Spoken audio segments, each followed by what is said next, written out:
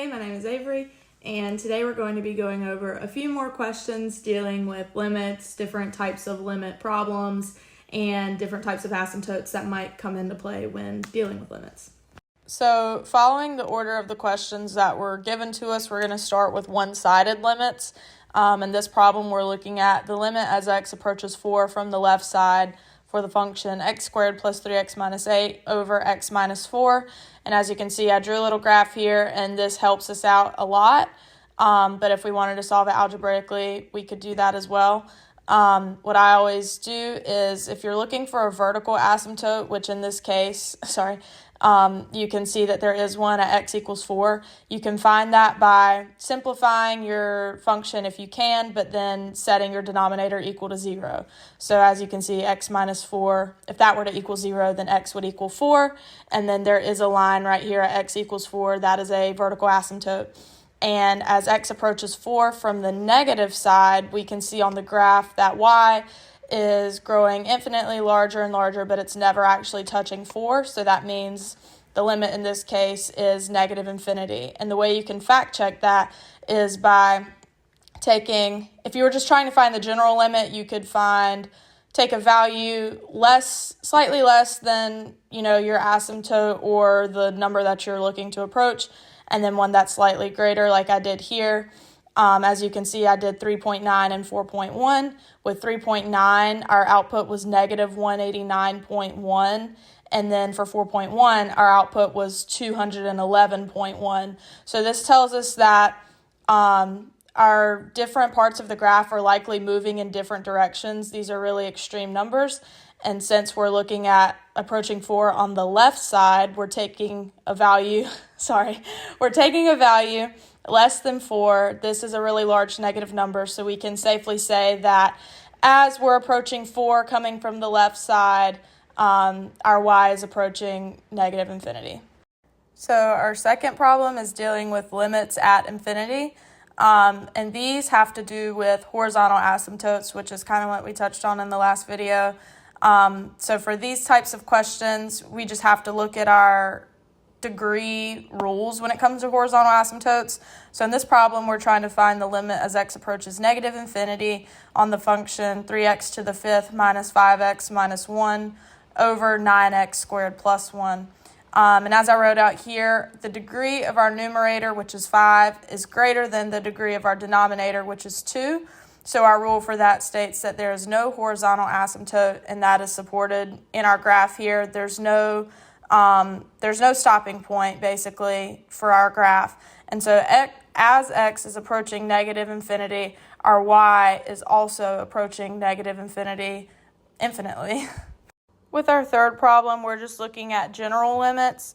And for every limit rule, the first thing we want to try is direct substitution. But in this case, for our problem, we're trying to find the limit as x approaches 5 on the function x squared minus 25 over x minus 5. And if you were to plug in 5 for x in this equation, you would get 0 over 0, which is indeterminate form. So the next step you're going to want to take is to try to factor out your numerator and denominator and cancel any common factors. So in this case, x squared minus 25 is a difference of squares that simplifies to x plus 5 times x minus 5. And then the x minus 5 on the top and bottom cancel, leaving you with just x minus 5. And so now you can take that 5 and sub it in, and that leaves you with 10, which is our limit. And you can see on the graph I did over here, this is very true. As x approaches 5, y is approaching this point 10 on both sides of the graph. So that is true. And for our last problem, I'm not going to lie, this threw me for a bit of a loop. Because when you look at the term infinite limit, you're going to look at vertical asymptotes mainly. But in this case, our x isn't approaching a number like you would typically see, it's approaching infinity. So we're trying to find the limit as x approaches infinity for x squared minus 4x plus 3 over x squared minus 1. And my graphing was terrible here, so I'll flip it over. But the graph looks a little bit something like this.